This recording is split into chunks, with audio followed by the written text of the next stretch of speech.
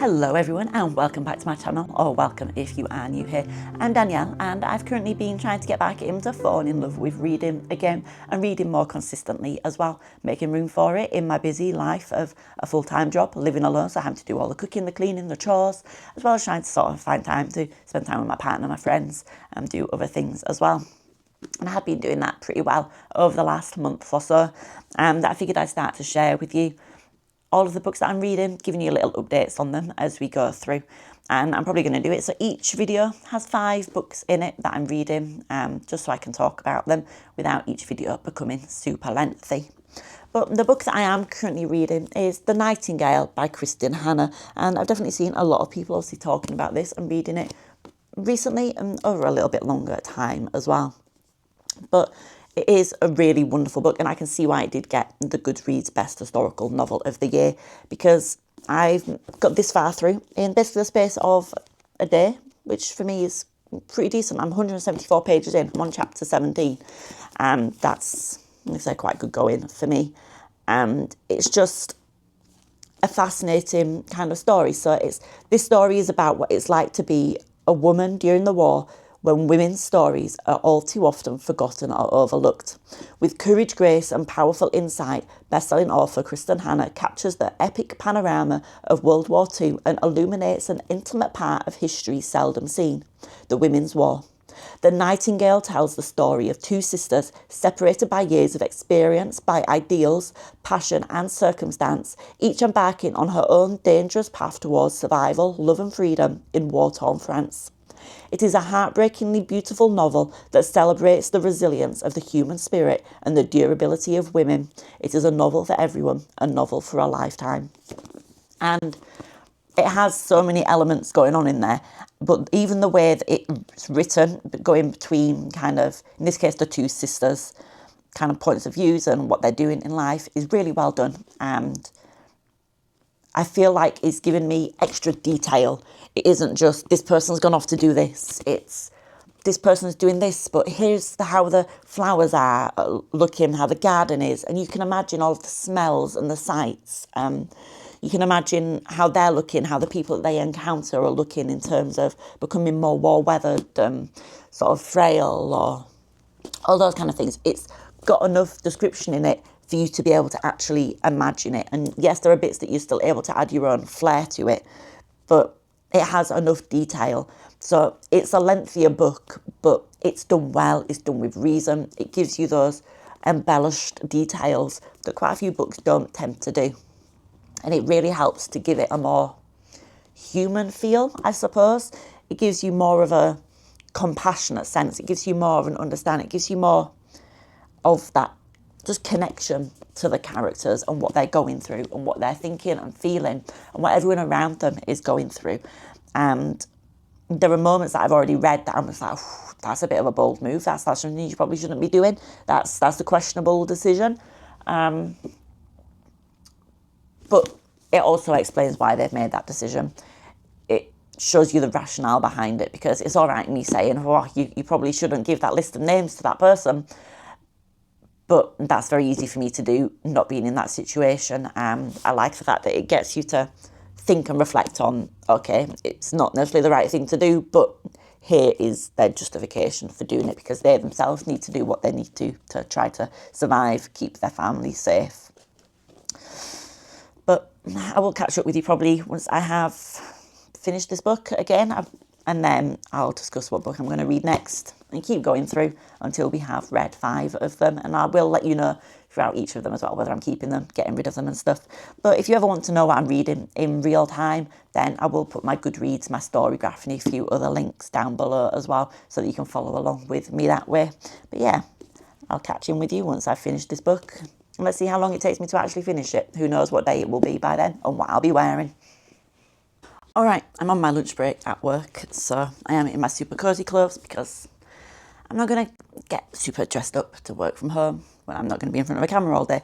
So I'm getting super close to finishing The Nightingale. I wanted to stop by now and share my further thoughts on it, and then I'll share them again once I've finished it. But just because, obviously, the ends of books can tend to go one way or the other. Sometimes there can be unexpected twists or turns or things that happen that make you completely change your thoughts on a book. So now that I've gone from kind of, I think I was probably about this far in when we caught up last time, to here, so a pretty decent chunk, figured I'd share my thoughts with you. And I am still really enjoying this book.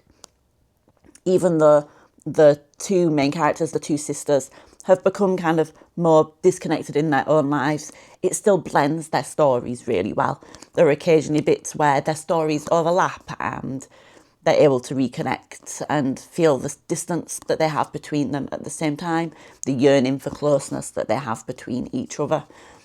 But it's also really interesting to see how both of their stories, their characters, their approaches to the world, to life, to everything going on around them changes as well. And I haven't cried yet. I think some people probably in parts of this book would have cried. They would have gasped out loud. They would have had a bit of a wavering moment of emotions.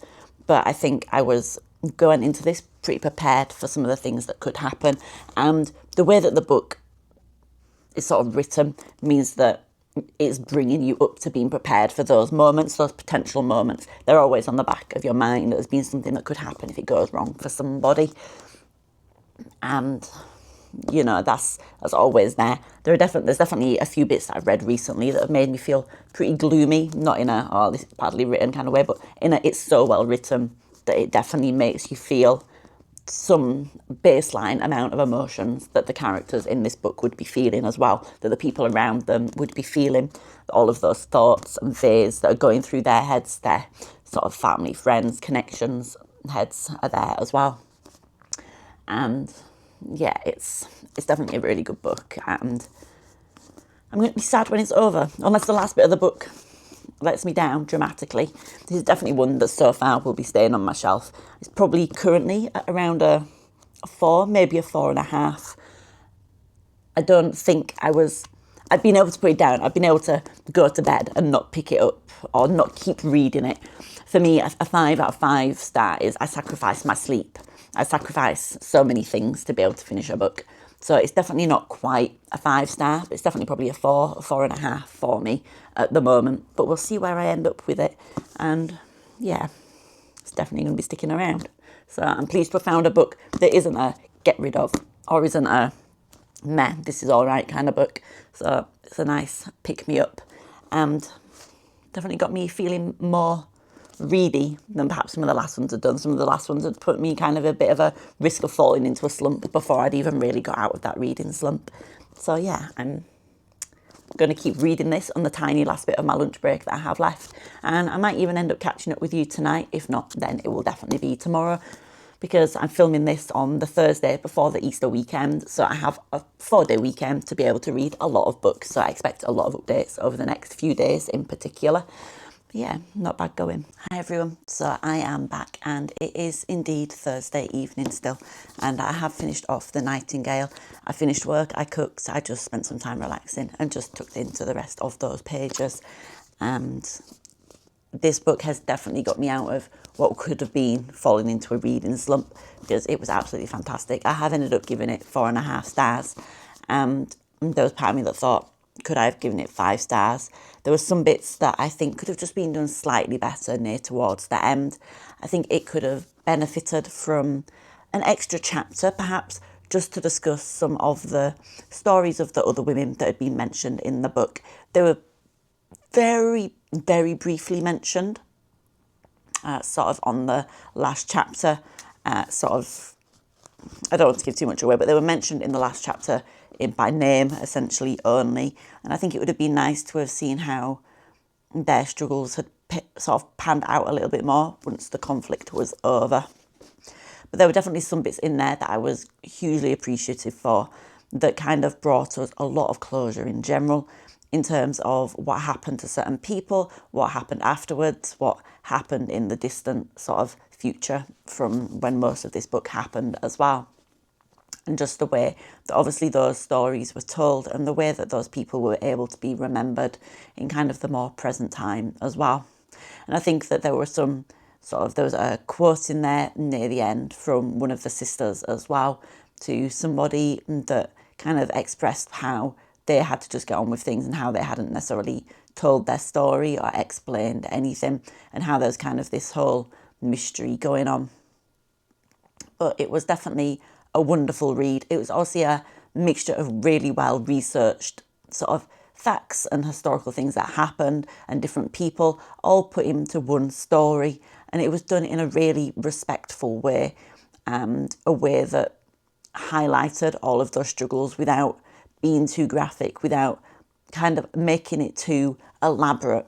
It was the story for what it was, and it was done in a gentle and sympathetic way that also reminded the reader of the harshness of it as well. So I definitely really enjoyed this book, and it will be slotting into my shelf quite happily and getting a space there. I'm not sure whether it's a book that I would necessarily rush to reread, but it's something that I definitely might want to return to in the future and just reflect upon it a little bit more, and perhaps even do a little bit more research, obviously just to see how the characters that are mentioned here, who they were based off in real life. I know that I sort of did a bit of a glance of a research and could see some links to real names and real people and real stories.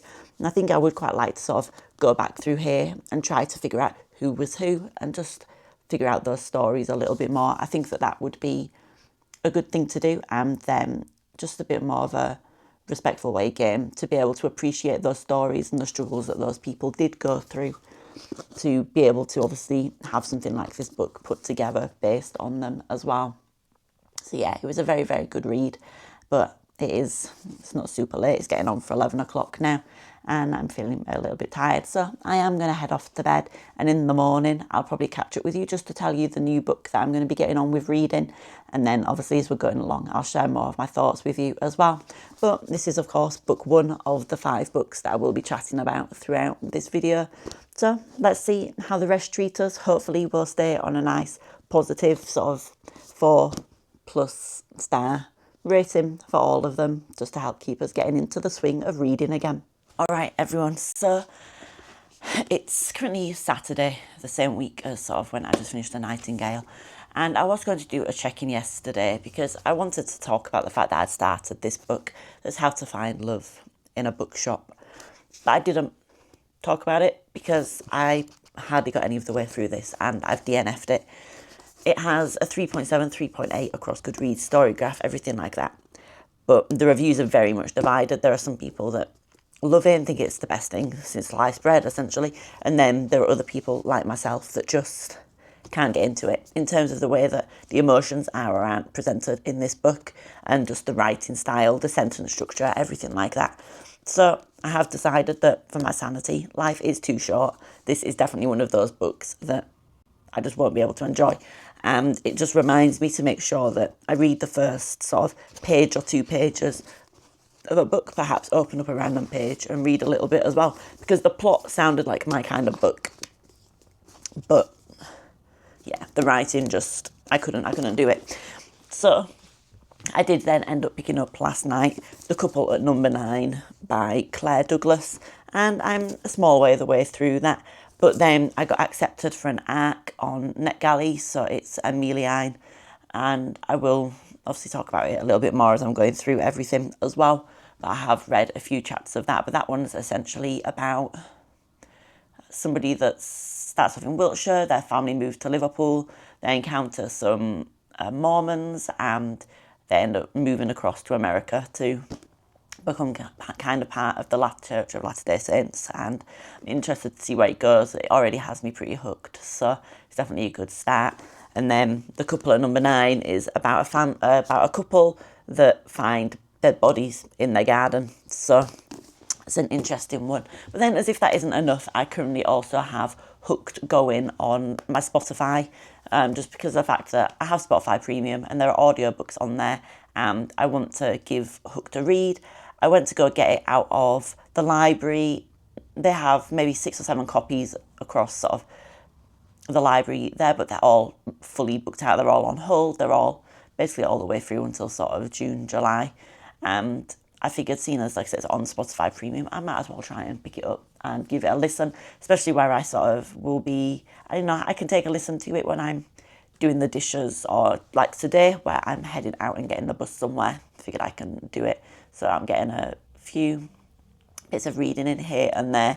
but I'll probably do it so I listen to this and then I finish off the arc before I do go back to reading this. But that will obviously take us through to the full 5 books, so there will be lots of updates here and there as we go through everything. I'll probably try to do it at this point just so I discuss them with you once I've finished them, just because I'm imagining I think I'll get through that arc pretty quickly just because of how much I'm enjoying it. And then, like I said, the audiobook might take a little bit longer, so I'll probably end up talking about this as well, but I might end up doing it. So maybe I do a partway update whenever I do finish that arc. I'll do a little bit of an update on Hooked at the same time.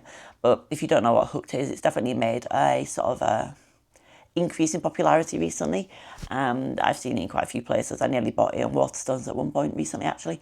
But it's about somebody in Japan that's focused on work and putting all of their time into doing that, but they also then read a blog about kind of wifehood, I suppose, and the person that they're reading isn't necessarily the most similar sort of a traditional typical kind of wife compared to all of the other wife blogs.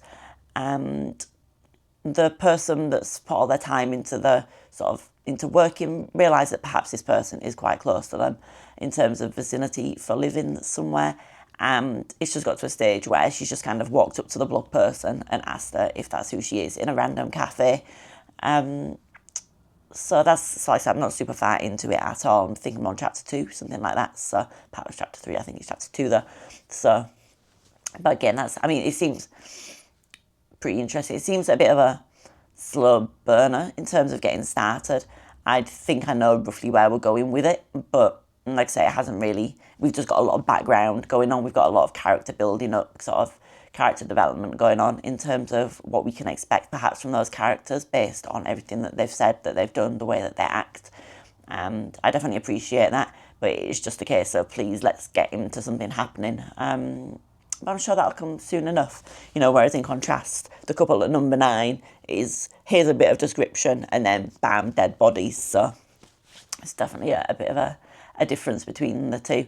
And in the same way as Amelia has obviously had events happen in terms of the main character's parents encountering the Mormons and starting to go to services and everything in Liverpool, but nothing too dramatic has happened yet. It still feels very much like it is setting the scene, especially because in the prologue it seems to mention sort of being in the US. So we know where we're going, we know where we're heading, we know that we're going to get there. We do just have to wait to actually have that event happen and then to see what sort of goes on after that as well. But yeah, hopefully all 3 of them will turn out to be fantastic or continue to be as good as they seem to be in terms of being promising. But yeah, How to Find Love in a Bookshop will be going onto that stack of ones that I want to get rid of. I'll be seeing if my mum wants them later, and if not, then they will head off into the stack to go to a charity shop at some point as well. But yeah, that is all for now. I do need to get ready to head out and enjoy a walk. I am also going to a bookshop today, so there might end up being a haul in this video as well, because there's an independent bookshop called Books on the Lane nearby here. When I say nearby, it's not super nearby, but it's near to where we're going for a walk. So I want to head on down there and see what it's like, see what I can pick up. They're only open sort of Thursday, Friday, Saturday of each week. But from what I can understand, they happen to do it in a way that supports sort of a local youth music group or something, so it's a pretty cool concept for a bookshop. But yeah, I do want to head down there, see what they have, see if there are any books to take my fancy, and if there are, then let's pray for the stack that I come back with. But yeah, I'll catch up with you all again soon, one way or another.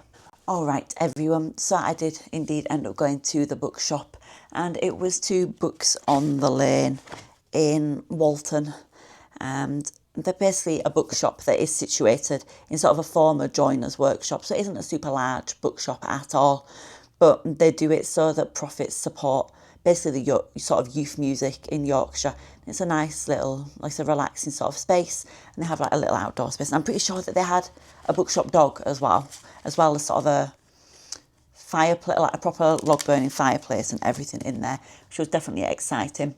My mum picked up something that's a gift for somebody and another item that sort of, as part of that thing, sort of wrapping paper as well. But then I ended up taking a look around, and I already had a few of the books that were on there. They sort of had the Sirens and a few other kind of things. They also had like Yellowface and stuff in there that I was tempted to purchase, but I didn't. And in the end, I did end up getting 3 books that were on their kind of half price clearance section.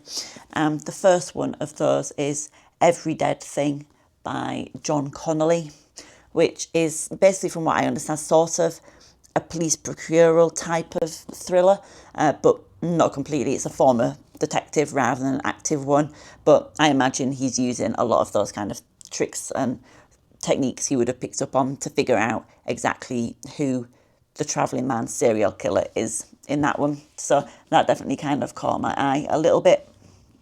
And then I picked up Tiger by Polly Clark, and the cover is, it's one of those, terrible at describing it, but one of those kind of those soft touch feel books.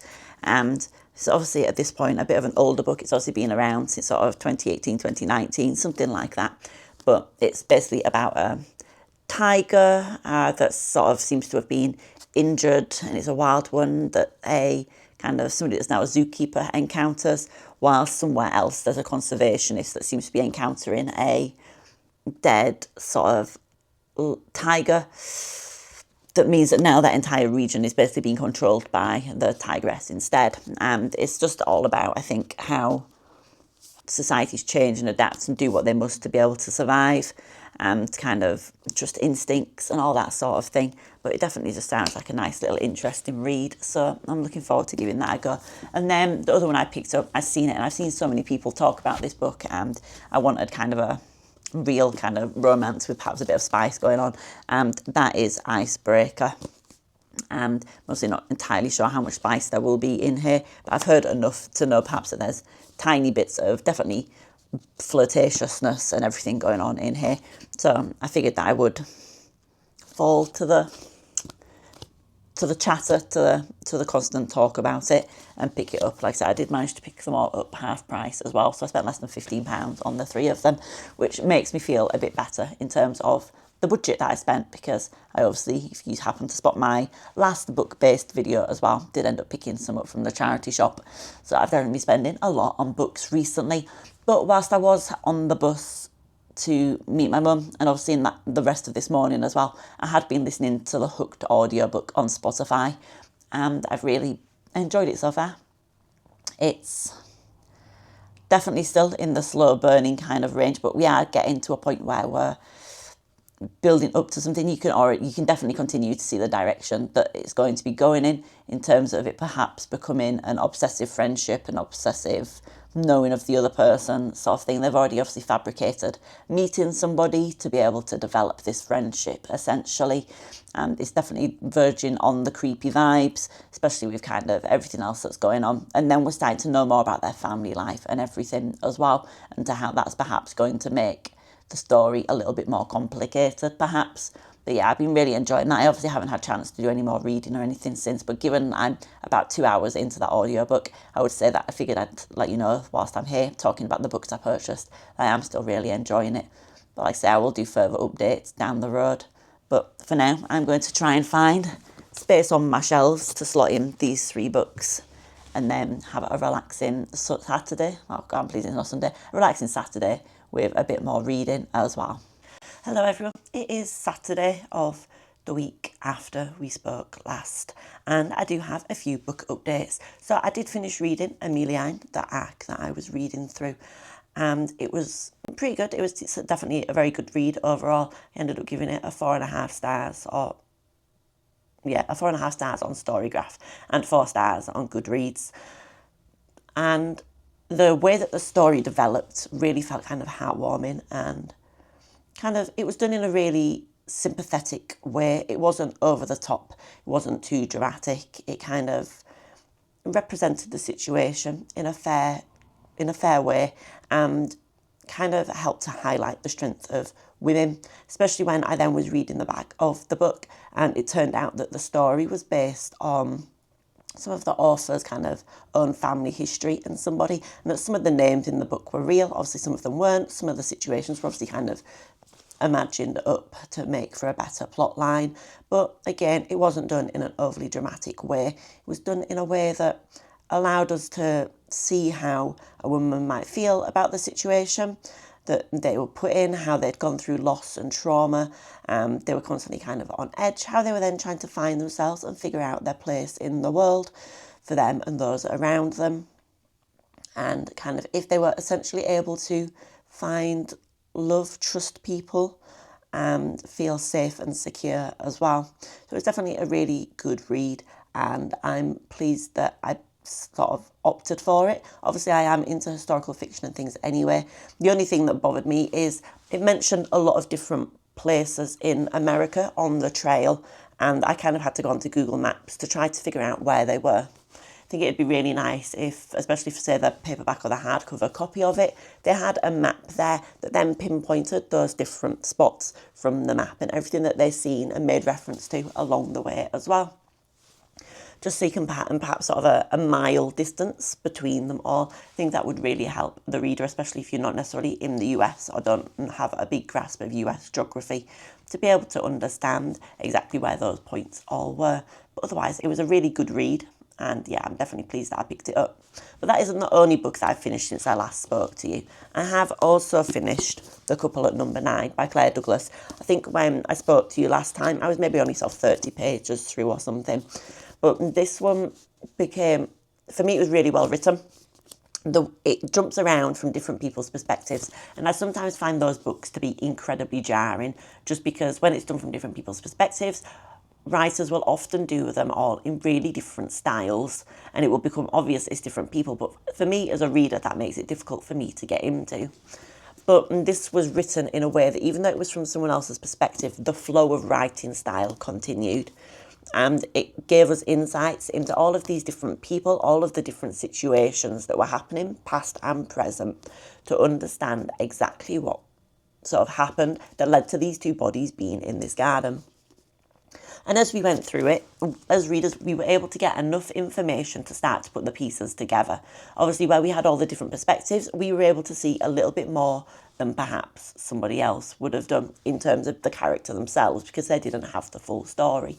But even then, as we kept going through, I kept thinking, oh, maybe it's this person, maybe it's not. And every time I thought that it was, something else came along that knocked that thought process back again. As we got to about 3/4 of the way through the book, there was a moment that I sat there. It was around 11 p.m. at night, and it had already been good all the way through, but it got to that really, really good bit, that kind of the crux of the story, the bit that you really want to sit down and focus on. So I had to force myself to put it down to read it the next day, just because otherwise I would have been up to about 2 in the morning finishing it off. And it was kind of one of those books where it was heartwarming and sort of heartbreaking at the same time, but not in a cry your eyes out way, not in a really dramatic sort of, gosh, like this is the worst thing I've ever read. It was a terrible collection of events, but it felt plausible. The situation that the people in the book were put in, it made sense what was happening and why it was happening. And it didn't feel out of the realms of possibility, but it definitely left me thinking about things slightly, about how people do respond to certain situations. Can people change? Can people's sort of emotions develop based on their circumstances, based on growing up and all of that sort of thing as well?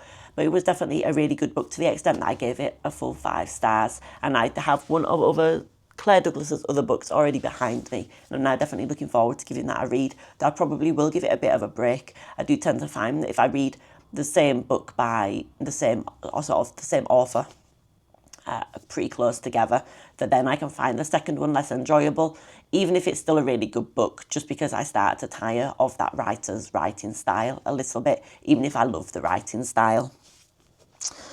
But yeah, so this was a very good book. It will be staying on my shelves. It has earned a place there, and I'm definitely enjoying it. One of the ones that I am less enjoying is I talked about having Hooked as an audiobook on Spotify. And I am still trundling my way through it. I am currently on, let me check here, chapter 32. So I'm getting near to the end. I'm about 85-ish% of the way through. And to put it simply, I'm still waiting for it to get good. Everyone has raved about this book, talked about it so much. They've said so many good things. They've sort of gone about hyping this book up, and I'm just struggling to see it right now.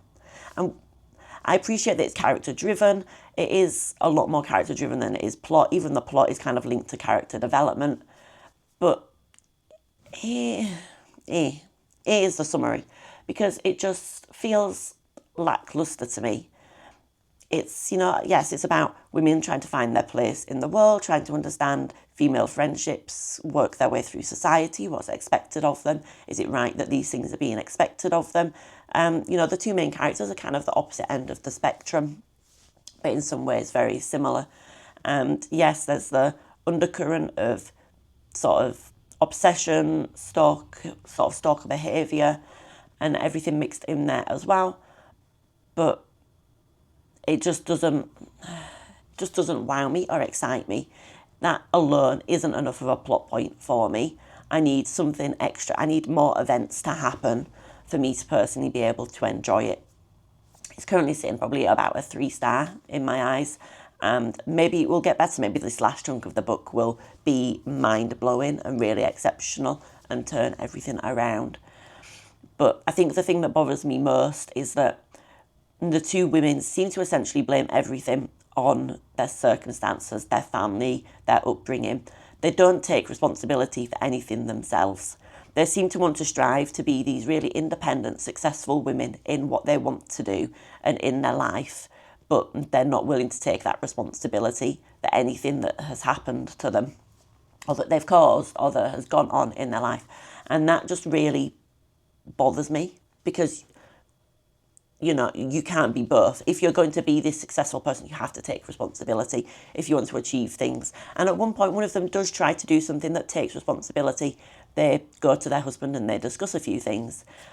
But that feels very much too little, too late. And that they're doing it for their own benefit rather than for anything else. They're trying to do it to save face and stop themselves falling further into the hole that they've put themselves in. And I just aren't particularly enjoying it. But like I say, it's not the worst thing I've ever read or listened to. I just would struggle to be able to recommend it to somebody else. But there we go. So I will update you once I have finished reading Hooked.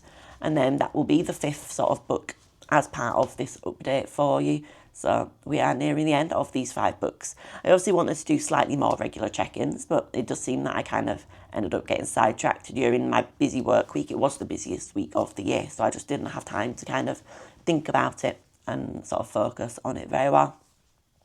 But I will be trying to be slightly better as we get into the habit of doing reading vlogs as well. So if it is something you're enjoying, please do consider subscribing, liking, sticking around and getting involved in the comments. Do let me know what books you've read recently and whether you'd actually recommend them, whether they were a bit of a trudge through and all of that sort of thing as well. I would love to get more book reading recommendations to either pick up as an audiobook from the library, an ebook, anything like that as well. But yeah, let me catch up with you once I have finally finished Hooked, and I'll share my final thoughts and a little bit more on the full plot that I want to sort of talk about as well. Okay everyone, it is now Sunday morning. So as I mentioned yesterday, I was thinking I'd be able to get Hooked finished pretty quickly at this point. And I did manage to finish it, especially because a lot of the last chapters were a lot shorter. There were some that were 20 minutes, but then a few were nearer to 7 and 10 minutes. And I'm definitely thankful for that, because it's safe to say that the ending bit of the book didn't really seem to pick up, or there wasn't something that really captivated me. In fact, I listened to the last chapter 3 times thinking maybe I missed something. Maybe there was a clear ending, a clear, really outstanding bit of character development that I just hadn't picked up on. And if there was, I missed it all 3 times. So therefore, I just accepted that there can't be, because I was listening as hard as I could. There were definitely moments in there where the characters had a bit of redemption to them, where they were potentially understanding the reasons that they were the way that they were, and that it was based all on themselves. But they still seemed to be having conversations in a way that centred on the world and the people around them, and that whilst they were able to reflect perhaps that some of it was based on themselves and their own actions, they still, even after all that time, didn't entirely seem to be taking full responsibility for it. And that continues to be incredibly bothersome to me, because as I mentioned before, if they're trying to be these strong women, they should be taking responsibility for their actions, their decisions, and their emotions as well. And they're not. You know, it definitely became a little bit more plot-based when one of them had a clear direction to go when they were having to try to deal with a bit of a crisis and how they reacted to that. But then they also realised that they'd been doing the exact same things, creating the exact same trends with the same similar stalkerish potential behaviour that somebody'd been doing to them. And they started to sort of reflect on that and realise what they'd been doing and how it might be from the other person's perspective. But it was a little too late. Most of this book, most of the things that happened, most of the realisations for the characters came too late. I didn't like any of the characters. They were all pretty irritating. Even the ones that were supposed to seemingly be the good guys were annoying to me in one way or another. They all had too many flaws. And when there are that many flaws in characters, I hope for the character that they get character flaw resolution at the end. And they did not. As far as I'm concerned, as far as I could tell from this book, the people that are in this book that have all these problems, all of these negative traits, all of these things that they really need to go to therapy for, even though one of them did go to therapy and still seem to have these problems, will continue for the rest of their life. And that's just, of course, there are certain traits that you can't change, but these are traits that they could have worked really hard on. They could have gone to a proper therapist and sat there and figured things out. They could have sat there with their friends and their family and discussed all of these issues in a healthy way to be able to sort of stop the process and stop the habits from repeating themselves constantly. And none of that was there. And I just can't. So I'm pleased that I finished the book. I'm going to keep it as a 3-star because of the fact that there were moments of goodness in there. But you can't get any more than that because overall it wasn't an enjoyable read and I wouldn't be recommending it to anybody. Bit of a shame to finish all of these books on kind of a bit of a downer because, like I said, there were definitely highlights out of the 5 books that I have read in this sort of vlog. You know, Amelie was really good. The Nightingale was good. And then obviously The Couple at number 9 was good as well. We've just had Hooked finishing it off on a bit of a downer. And then obviously I never even finished How to Find Love in a Bookshop. The update on that, I did give it to my mum and she seems to think that it's all right so far. She's only sort of a couple of chapters in. But she said that she'd keep me updated. I'll try to remember to keep you updated in the next video as and when I get an update as well. But it could very much be, as has happened with the reviews of that book, that it is a bit of a love-hate thing and I just hate it and my mum might end up loving it. But so potentially that isn't as much of a failure of a book as it could have been. But we'll see with that one. But that is all of the updates for these 5 books. I will be back again hopefully soon with another update in terms of what I'm getting on with reading next, the next 5 books and how they go as well. But if you did enjoy, please consider hitting all of the good buttons, the like button, the subscribe button, getting involved in the comments as well. But until then, do take care and I'll see you again very, very soon. Bye guys.